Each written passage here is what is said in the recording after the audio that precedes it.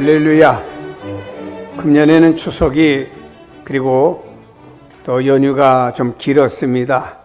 제가 추석 지난 다음에 오늘 처음 여러분을 뵙는 것 같습니다. 지난 주일날 제가 동남아에 다녀오는 바람에 여러분을 뵙지 못했습니다. 추석 명절은 잘 세셨고요. 저는 더운 지역에 갔다 와서 얼마나 더웠는지 얼굴이 많이 탔어요. 많이 감추었는데도 그래도 아직까지 좀 까만 모습이 나왔습니다. 추석이 지나고 나니까 가을이 성큼 우리 눈앞에 들어왔습니다. 이 가을의 계절을 맞이하면서 우리는 다시 한번 농부가 가을이 되면서 모든 추수할 들녘을 바라보면서 추수를 하듯이 우리는 다시 한번 영적인 우리 자세를 한번 점검해 보는 것이 좋다고 생각합니다. 오늘 하나님은 믿음으로 기도하는 자리에 나와 구하는 자에게 좋은 것을 주시겠다고 약속을 하셨습니다. 여기서 우리가 오해하지 말아야 될 것은 그 기도의 응답이 우리가 원하는 것이 아니고 하나님이 준비하신 좋은 것을 주시겠다 이 말입니다. 지금까지 우리는 우리가 좋은 것을 선택하며 살아왔습니다. 내 마음에, 내 안에서 일어나는 욕구에 좋은 것을 선택하며 살아왔습니다. 아무리 맛있는 음식도 자기의 요구에 맞지 않으면 안 먹습니다. 소고기가 비싸지요. 맛있다고 합니다. 보편적으로 좋아합니다. 그러나 자기의 욕구에 맞지 않는 사람은 전혀 고기를 먹지 않는 사람도 있습니다. 자기 판단과 자기 취향에 좋은 것을 선택하며 살아간다고 하는 단편적인 모습 아니겠습니까? 부모가 아무리 비싼 브랜드의 좋은 옷을 준비해서 자기 아이에게 주었는데 아이는 자기 취향이 아니라고 안 입습니다. 대신에 친구들과 길거리에서 싸지만 자기의 마음에 드는 옷을 사서 입습니다. 어떤 때 우리는 학생들을 보면은 이게 옷인지 걸레인지 구분이 안 되는 걸 걸치고 다녀요. 그럼 자기들이 좋다고 입는 거예요. 어떤 사람은 찢어진 청바지가 멋스럽다고 입고 다닙니다. 근데 어떤 사람은 절대로 찢어진 옷을 안 입는 사람도 있어요. 이것은 자신의 취향이고 욕구입니다. 각자의 개성대로 살아가는 내용들이겠죠. 지금까지 우리 삶을 돌이켜보면 자기가 원하는 사람을 만나면서 삽니다. 근데 자기가 원하는 사람을 만났는데 그 사람으로 인해서 고통과 부담이 오기도 합니다.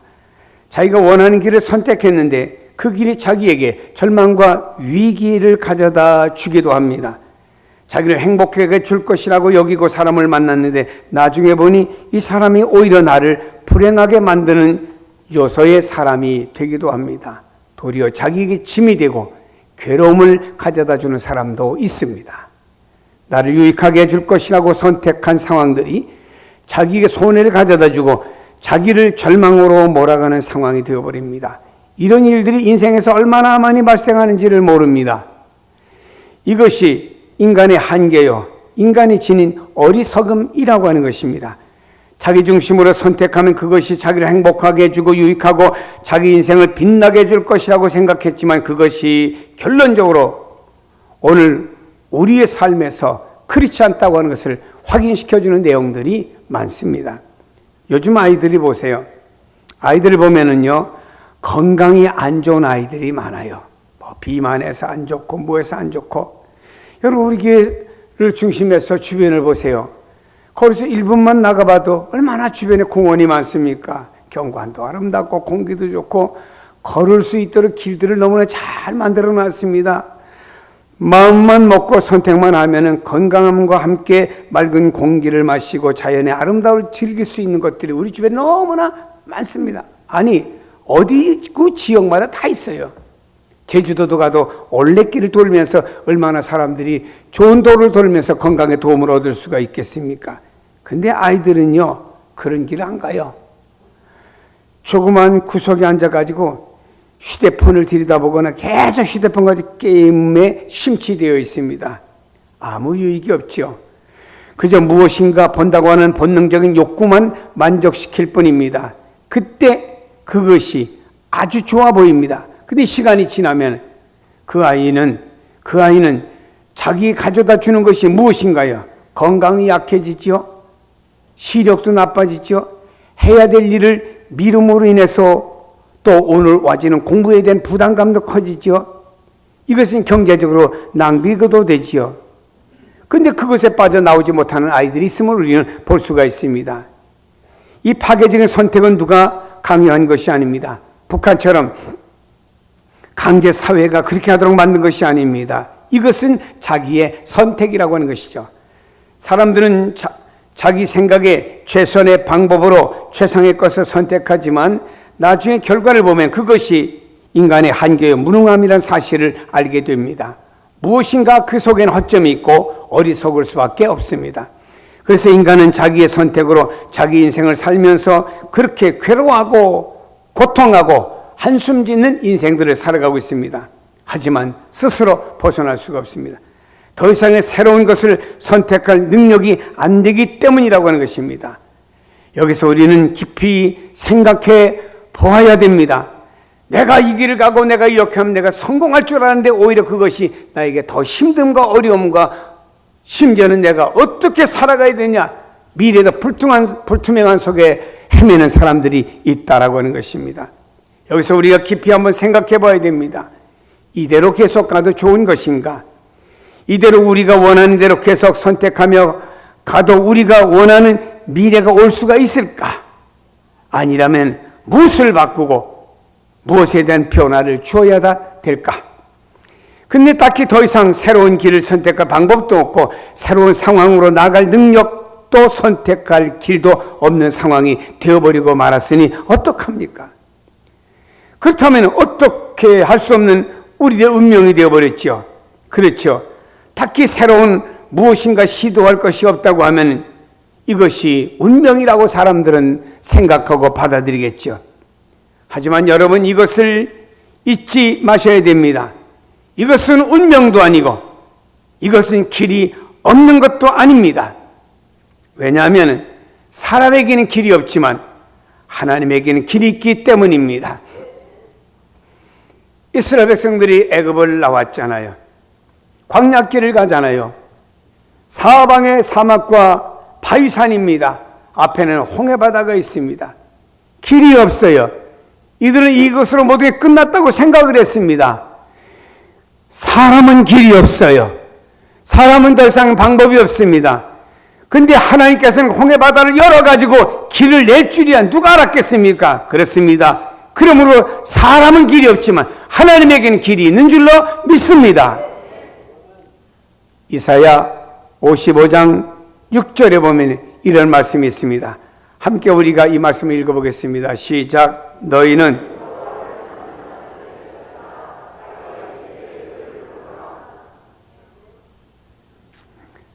악인은 그의 길을, 불의한 자는 그의 생각을 버리고 여호와께로 돌아오라. 그리하면 그가 긍휼히 여기리라. 우리 하나님께로 돌아오라. 그가 너그럽게 용서하시리라. 이는 내 생각이 너희 생각과 다르며 내 길은 너희 길과 다름이니라. 여호와의 말씀이니라. 이는 하늘이 땅보다 높음 같이 내 길은 너희 길보다 높으며 내 생각은 너희 생각보다 높으니라. 아멘. 그렇습니다.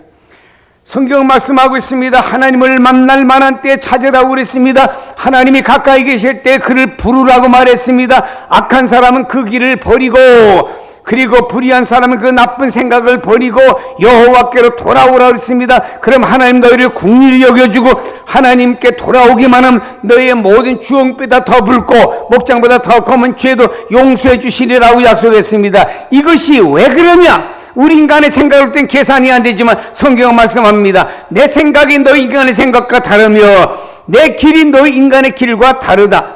여호와의 말씀이다. 하늘이 땅보다 높은 것 같이 내 길은 너희 길보다 높고 내 생각은 너희 생각과 차원이 다르다라고 말씀을 한 것입니다. 그렇습니다. 우리의 옳지 못한 생각을 버리고 돌아와 하나님을 만나라고 하는 것입니다. 그러면 하나님께서 국률로 우리 앞에 길을 열어 주실 것입니다. 주님은 이 땅에 구원의 하나님으로 오셔서 우리를 부르셨습니다. 그리고 우리에게 말씀하고 있습니다. 수고하고 무거운 짐진 자들아 다 내게로 오라. 내가 너희를 쉬게 하리라. 더 이상의 길이 없는데 주님께서는 우리에게 구원의 길을 주시겠다고요. 주님은 우리에게 해결의 길을 주시겠다고 약속을 한 겁니다. 우리에겐 더 이상 가능성이 없지만 주님에게는 무한한 가능성이 열려져 있습니다. 이 사실을 잊지 마시기를 바랍니다. 왜 기도의 자리에 우리가 나와야 될까요? 기도란 무엇입니까? 기도란 하나님을 믿고 그분의 길과 그분의 가능성과 그분의 능력을 열어달라고 하는 요청이 기도입니다. 누가 기도의 자리에 나옵니까? 자기 스스로 해결할 능력이 있고 길이 있고 방법이 있는 사람은 절대로 기도의 자리에 나오지 않습니다. 그런 자신의 절망과 자신의 한계를 경험한 사람들이 주님께 기도하러 나옵니다. 이제 자신의 절망과 한계를 경험한 이상 더 이상 주님이 열어주지 않으면 나는 끝입니다. 그래 주님 열어주셔야 됩니다. 이런 사람들이 기도의 자리로 나오는 겁니다. 그러니까 이런 사람은 기도가 간절하고 절박할 수밖에 없습니다. 다윗의 자손 예수여 우리를 불쌍히 여겨주세요. 내가 이런 절망적인 병이 있습니다. 다윗의 자손 예수님이여 우리 딸이 흉악한 병이 들렸습니다. 다윗의 자손 예수님이여 우리 아들이 아주 흉악한 귀신에 들렸습니다. 이래가면서 주님 앞에 나온 모든 사람들은 절망과 한계를 경험한 사람이기 때문에 주님께서 열어주지 않으면 안 됩니다 해서 주님 앞에 많은 사람들이 나왔고 그 주님 안에서 그 모든 문제가 해결받은 줄로 믿습니다. 사랑하는 여러분, 그래서 주님은 하나님께 나와서 적극적으로 구하라고 말씀하고 있습니다. 왜입니까? 하나님께는 얼마든지 길이 있습니다. 하나님께는 얼마든지 가능성이 있습니다. 하나님께는 무한한 능력이 있는 줄로 믿습니다. 아니 길이 있고 가능성이 있는데 그것을 찾으려고 하지 않는다고 하면 어리석은 일 아니겠습니까? 그래서 주님은 우리에게 기도를 하되 적극적으로 하라고 말씀했습니다. 뭐라고 말씀했습니까? 구하라, 찾으라, 두드리라고, 뭔가 소극적이 아닌 적극적으로 하라고 말씀하고 있습니다. 그리고 이렇게 구하고 찾고 두드릴 때 주님의 응답의 말씀을 이렇게 주십니다. 구하는 이마다 받을 것이요, 찾는 이마다 찾아낼 것이요, 두드리는 이에게는 열릴 것이니라. 하나님의 가능성을 구하고 하나님의 길을 찾고 하나님의 세계가 열려지도록 적극적으로 요청하라 이 말입니다. 하나님, 당신의 세계가 열려져야 됩니다. 하나님, 이 어려움에서 내가 구원을 받아야 됩니다. 아주 적극적으로 요청하라 이 말입니다. 기도인 줄로 믿습니다. 하나님을 인정하고 그분의 은혜를 바라보고 그 구원을 구하는 것이 믿음인 줄로 믿습니다. 그래서 성경에 히브리서 10장 38절에 이렇게 우리에게 이 말씀을 주고 있습니다. 읽어봅니다. 나는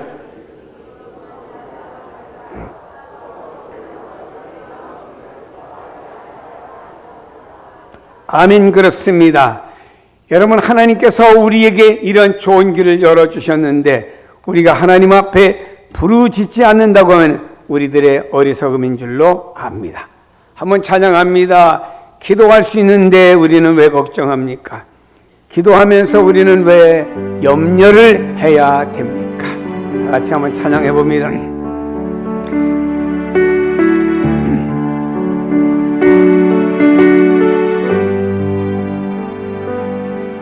기도할 수 있는데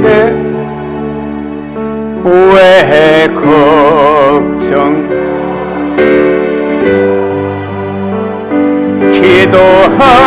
기도하면서 왜 염려하십니까?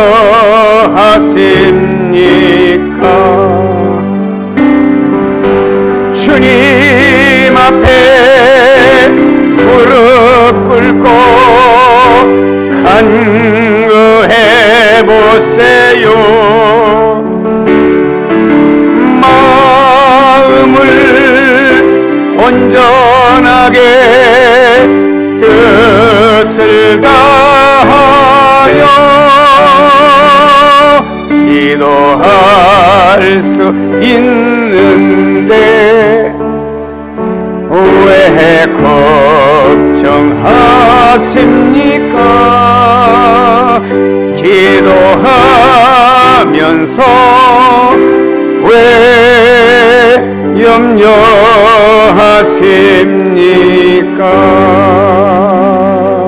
기도할 수 있는 왜 실망하세요?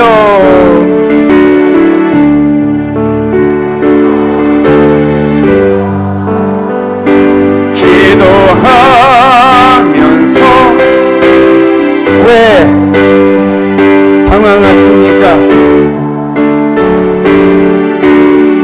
이제 방법이 있습니다. 주님 앞에 무릎 꿇고 간구 기도해 보세요. 마음을 온전하게 뜻을 다하여 기도할 수 있는데 왜 실망하십니까?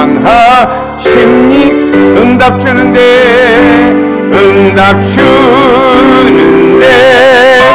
왜 방황하십니까? 그렇다고 믿으면 아멘 합시다. 성경은 가장 좋은 것으로 주시는 하나님을 소개하고 있습니다.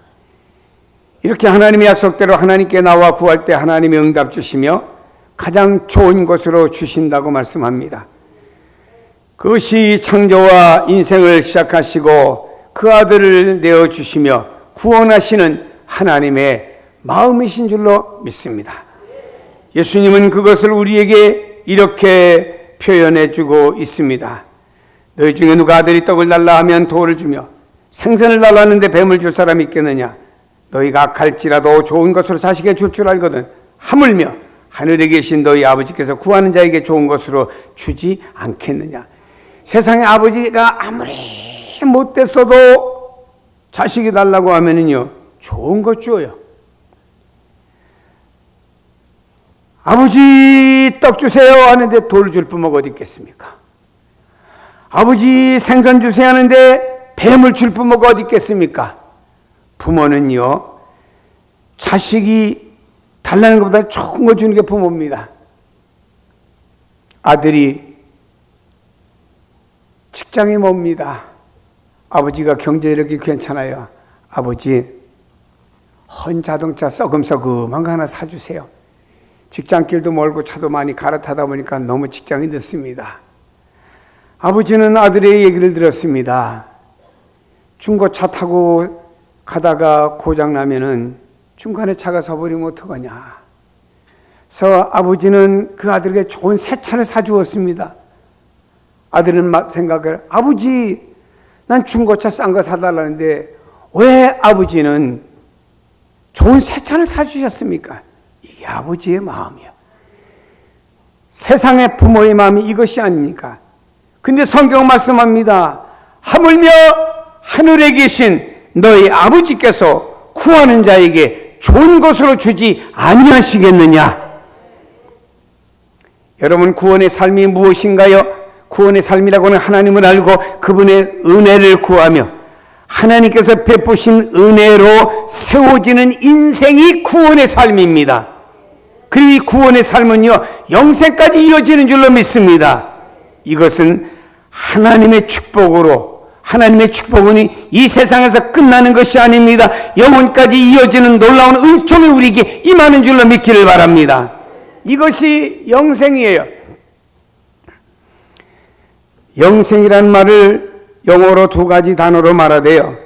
하나는 eternal life라고 말하는데 이것은 궁극적인 생명이라고 하는 말이고요. 또 하나의 말은 ultimate life라고 부르는데 이것은요 최상의 생명의 삶이라고 부릅니다. 근데 이 영생이란 말을 구약적으로 가보면은 하나님이 함께 하셔서 베푸시는 은혜 아래 누리는 충만한 삶이 영생이다 말씀했고요. 예수님은 이것을 신약에 와서 말씀하셨습니다. 생명을 얻되 풍성히 얻는 삶이 영생이다 라고 주님은 말씀하신 줄로 믿습니다. 우리가 인생의 절망과 한계를 깨닫게 됩니다. 하나님을 향해서 기도하게 됩니다. 하나님은 최상의 삶으로 우리를 세워주시는 줄로 믿습니다. 이런 것이에요. 사람들은 자본주의 사회에서 돈만 많으면 무엇이든지 다 할 수 있다고 생각하고 말하고 있습니다. 하지만 돈 때문에 형제가 다투고, 돈 때문에 가정이 깨지고, 돈 때문에 배신당하고, 돈 때문에 외로워지고, 돈 때문에 타락하고 비참해집니다. 우리나라가 어려울 땐 타락하지 않았지만 경제가 성장하면서 타락은 더 많아진 겁니다. 어떤 대그룹에 있는 어떤 사람이 이혼을 해야 되는데 이혼을 하려면 부인에게 돈을 많이 줘야 되니까 그 돈이 아까워서 이혼을 하지 않고 별거하고 있다 그럽니다. 뭐 때문에? 돈 때문에. 부모님의 장례를 지냈습니다. 부주가 많이 들어왔나 봐요. 장례 다 끝나고 나서 누가 더 가져갈 것이냐? 형님은 내가 장남이니까 더 가져가야지. 둘째는 말하기를 아니야. 내가 사업을 하면서 어려우니까 내가 더 가져가야지. 막내는 말합니다. 아니야. 내가 어머니 끝까지 모셨으니까 이건 내가 가져가야 돼. 이러고 나서 어머니가 돌아가신 다음에 그 가정에 싸움판이 일어났답니다. 뭐 때문입니까? 돈 때문이에요. 장례 빡빡하게 치르고 돈이 안 남았으면 그런 싸움 안 나와요. 돈이 많으면 좋은 것 같지만 돈이 이런 문제도 있다고 하는 것입니다. 그러나 하나님께서 주시는 부는요, 행복도 하고 유익이 동반되는 줄로 믿기를 바랍니다. 사람들은 성공적인 일을 진행하면 좋아합니다. 그래서 사람들은 좋은 사람을 만나서 나를 도와주면 좋다고 생각합니다. 근데 처음엔 좋은 줄로 알고 만났는데 나중엔 좋았던 사람이 사기꾼이 되어버립니다. 배신을 때립니다. 저도 인생을 살면서 저한테 너무 가까이 하는 분들이 있어요. 목사님들도 참 그분들 너무 좋아해서 저는 사람을 좋아하니까 친동생처럼 잘해줘요. 근데 인간 나중에 배신 때려요. 그래갖고요, 나한테 이용할 거리가 있을 때는 착 거머리처럼 달라붙었다가 이용할 거리가 때는 딱 떨어져갖고 만나면요, 그 표정이 누구세요? 하는 표정을 줘. 이때 제 마음이 참 부글부글 끓어올려요.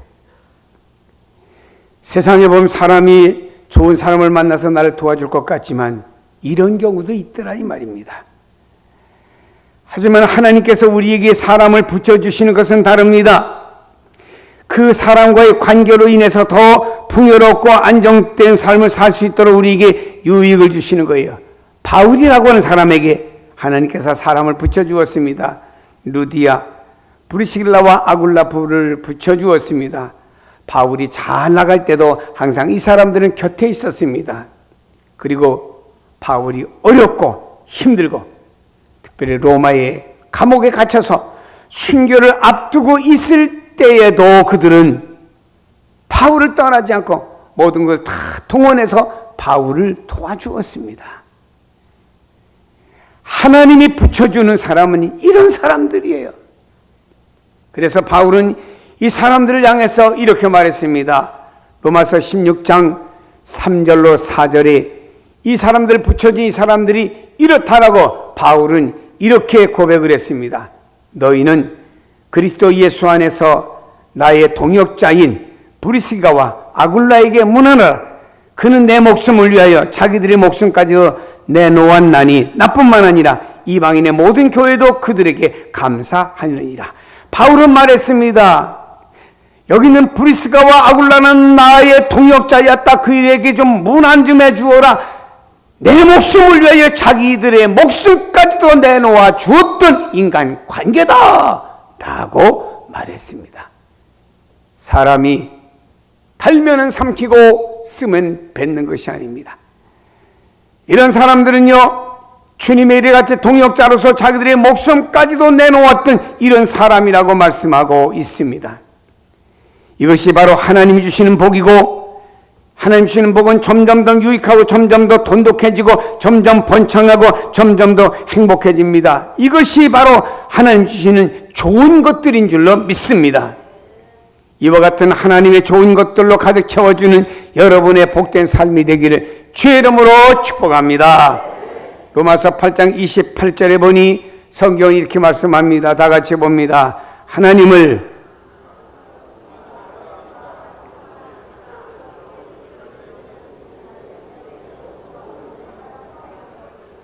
그렇습니다. 어떻게 이루어집니까? 다윗은 말했습니다. 시편 23편 1절에 다시 이렇게 말합니다. 여호와는 나의 목자시니 내게 부족함이 없으리로다. 지금 여러분의 삶이 어떻습니까? 하나님 주시는 좋은 것들을 풍성히 누리고 있습니까? 이대로 간다면 소망이 있습니까? 하나님이 인간을 지으실 때 하나님의 은혜 속에서 에덴의 영광을 누리며 최고의 인생을 살도록 지으셨습니다. 아니, 흙덩이로 만들어진 인간들에게 하나님은 이렇게 말씀하셨어요. 창세기 1장 27절로 28절에 보니까 하나님은 이렇게 말했습니다. 읽어봅니다. 하나님이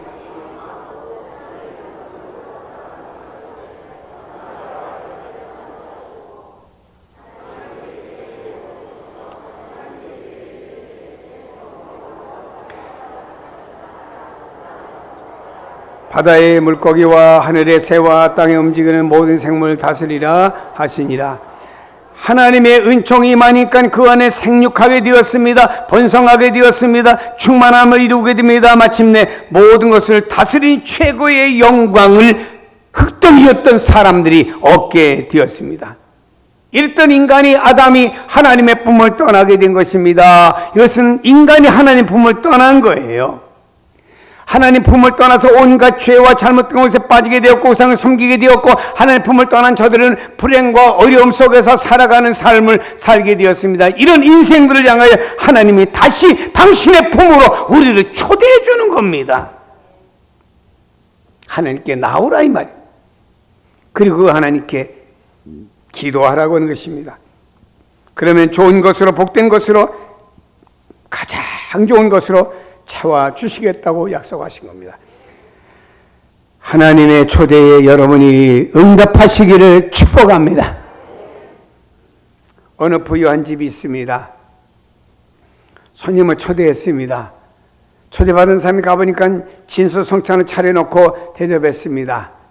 그 집에 초대해서 갔더니 그 집에서는 초대받은 모든 사람들에게 또 파티에서 입는 옷을 한 번씩 다 선물을 받았습니다. 그리고 끝나고 할 땐 다 선물을 한 보따리씩 싸주었습니다. 무엇이 바빴는지 초대에 응하지 못한 사람은 이 준비한 음식도 먹을 수가 없었고 파티에서 입을 옷도 얻어 입지 못했고 선물도 받지 못했습니다. 이유는 초대에 응하지 않았기 때문입니다. 하나님의 초대에 응하는 게 뭔지 압니까? 그게 기도예요. 성경은 우리에게 이런 하나님의 사랑과 은혜에 대해서 말씀하고 있습니다. 로마서 8장 31절에 보니까 하나님의 사랑과 은혜에 대해서 우리에게 이렇게 말씀을 하고 있어요. 읽어봅니다. 그런즉 이 일에 대하여 우리가 무슨 말을 하리요? 만일 하나님 우리를 위하시면 누가 우리를 대적하리요? 자기 아들을 아끼지 아니하시고 우리 모든 사람을 위하여 내어주시니가 어찌 그 아들과 함께 모든 것을 우리에게 주시지 아니하겠느냐. 아멘. 우리를 위해서 당신의 아들을 십자가에 내어서 못 박고 내어주신 그 아버지 하나님의 사랑이 그 아들 예수와 함께 모든 걸 우리에게 안 주겠나 이 말이에요. 여러분, 어머니가 자기 뱃속에서 낳은 아이들이 있습니다. 엄마는 그 아이를 낳기 위해서 한번 죽고 살아난 겁니다. 많은 하혈을 해가면서 아이를 낳습니다. 그럼에도 불구하고 그 아이가 커가면서 그 아이를 위해서는 부모가 다 주는 거예요. 다 주는 거예요. 희한한 게 있어요. 목사님을 식사를 대접하건 기억이 나는데 자녀에게 밥 주고는 기억이 안 나요. 그거 희한한 것 같아요. 다른 사람에게 뭐 하나 선물 주고는 기억이 나는데 애들한테 수없이 선물을 주고도 기억이 안 나요. 이게 부모의 마음인 거예요. 여러분이요, 아들 예수를 주신 우리 하나님께서 말입니다. 아들과 함께 모든 하늘과 땅과 모든 것을 우리에게 주신다고 약속했습니다. 아버지의 마음이, 아버지가 무엇이 아깝겠습니까? 여러분을 향한 아낌없이 다 퍼부어주신다는 사실을 믿으시길 바랍니다. 다만 중요한 것은 다만 하나님께 나와야 돼요. 그 하나님 초대에 응해야 됩니다. 그 하나님께 구해야 됩니다. 장소가 어디든지 간에 하나님, 나 하나님께 나왔어요. 하나님께 구하겠습니다. 집이든지 혹은 직장이든지 혹은 여러분 자동차 아니든지 혹은 여러분 교회 예배에 나오든지 간에 하나님께 나왔어요 라고 그 하나님께 구하는 겁니다. 그 사람이 하나님 초대에 응한 사람이에요. 하나님 여러분에게 다 초대장을 보내주신 줄로 믿습니다. 그 초대장에 응하는 여러분 되기를 축복합니다. 이제 하나님을 믿고 그분의 은혜를 따라 남은 시간의 삶을 최상의 영광으로 세워져 나가야 될 것입니다. 이제 기도의 자리에 나와서 그분이 베푸신 최상의 은혜를 임하도록 자신 있고 적극적인 구하고 찾고 두드린 기도가 우리에게 필요한 줄로 믿습니다. 뒤로 물러가지 맙시다. 오직 믿음으로 적극적으로 구하시기를 바랍니다. 그래서 하나님께서 최상의 은혜로 여러분의 삶을 최상으로 세워가도록 내어드려야 됩니다. 다윗이라고 하는 사람은 어떤 사람이었습니까? 다윗이라는 사람은요, 사울이 미워했어요. 광야로 도망다녔습니다. 어떤 굴에 그가 숨어들기도 했습니다. 이랬던 다윗은요, 굴 속에서 언제 저 사울의 칼날, 사울의 부하들의 칼날에 죽느냐 위급한 상황 속에서 여기 있는 다윗은 무엇을 했습니까? 하나님께 기도했습니다. 광야의 그 뜨거운 태양 속에서도, 이글거리는 태양 속에서도 다윗은 하나님을 바라보며 하나님 여기 광야 속에서도 기도합니다. 이글이글 타는 태양보다 더 큰 하나님의 은혜를 나를 기대합니다 라고 하며 기도했습니다. 이런 다윗은요, 아침에 기도로 문을 열었고 저녁에 기도로 인생의 문을 닫았던 그의 다윗의 삶은 하나님께서 이스라엘의 이대 임금으로 세워주고 과거와 현재 가장 이스라엘 백성들이 존경하는 위대한 다윗을 하나님이 세워준 겁니다. 사랑하는 여러분의 미국에 있는 청소년들이 지금까지 존경하는 그 미국의 역대 대통령 에브라함 링컨입니다. 에브라함 링컨이 흑인을 해방시키고 말입니다. 노예들을 해방시켜주고 말입니다. 남과 북을 통일시키는데 미국의 주도적인 역할을 한 인물 아닙니까? 그는 어떤 사람이었습니까? 기도의 사람이었습니다. 자기의 대통령이면서도 기도의 방이 있었습니다. 기도하고 직무했고, 기도하고 사람 만났고, 기도하고 어떤 결정했고, 기도하고 모든 일을 행한 사람이, 그런 사람이었기에 지금도 미국의 청소년들이 존경한 인물의 첫째가 되었다 이 말이에요. 사랑하는 여러분이 행복을 누리며 빛나는 인생을 열어가기 위해서 하나님의 초대에 응하시길 바랍니다. 하나님, 당신의 초대에 응했습니다. 이제 이곳에 나왔으니 기도하겠습니다. 찾겠습니다. 두드리겠습니다. 여러분, 그때마다 하나님의 풍요로운 그 하나님의 보화가 열리고 여러분을 향한 하나님의 더 좋은 계획이 이루어지며 나가는 역사를 여러분의 눈으로 보고 체험할 줄로 믿습니다. 여러분 주변에 여러분과 더불어서 행복하며 기쁨과 풍요를 함께 누리는 사람이 있을 수가 있습니다. 마침내 이 세상이 하나님의 영광의 빛을 보며 주의 길로 함께 세워져 가는 하나님의 영광이 드러날 것입니다. 여러분, 우리 모두 다 행복되고 거룩한 뜨거운 비전, 또 하나님을 향한 뜨거운 열정은 바로 기도를 통해서 이어가는 여러분 다 되셔서 이 가을의 계절에 하나님의 초대에 응해서 여러분의 삶에 수많은 열매가 맺혀지기를 주의 이름으로 축복합니다.